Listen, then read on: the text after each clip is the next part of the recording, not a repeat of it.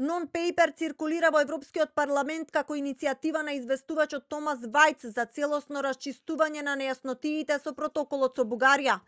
Документот до кој дојде ТВ24 преку 7 точки го образложува барањето поврзано со амандманот 108 за извештајот за Македонија и ги повикува политичките групи да обезбедат најширока поддршка за негово усвојување во Комитетот за надворешна политика АФЕТ во мај.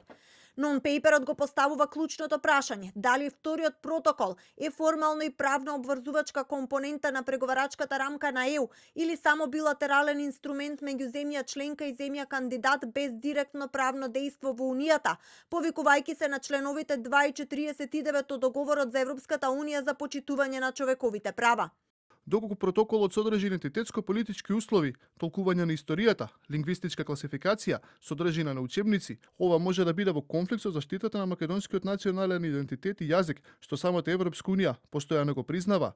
Ни една друга кандидатура за пристапување не е оптоварена со споредливи барања за идентитетско-политички прашања од една земја членка. Ова го поставува прашањето дали структурниот диференцијален третман на земјите кандидати во процесот на пристапување е компатибилен со општиот принцип на еднаквост.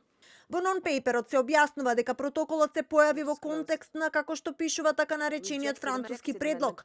Стои дека во земјава се покренати постапки пред Уставниот суд, а се наведени и ризиците од одлуката на правната служба на Советот на ЕУ. Според документот постојат два начина за покренување на постапката: преку земја членка или председателството на ЕУ. И втората опција Европарламентот формално преку резолуција да го повика Советот за мислење. Во едно од 4 сценарија за ризици стои: ако има мислење кое не е во согласност со највисокото право на ЕУ, би било потребно репреговарање на преговарачката рамка.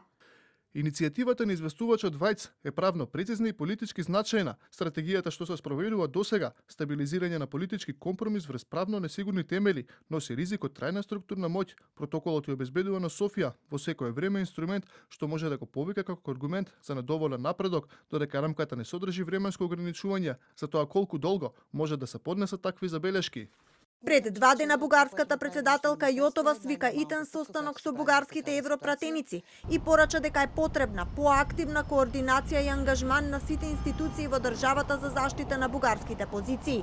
Јотова најави и офанзива во Брисел против укинување на ветото во Европската Унија.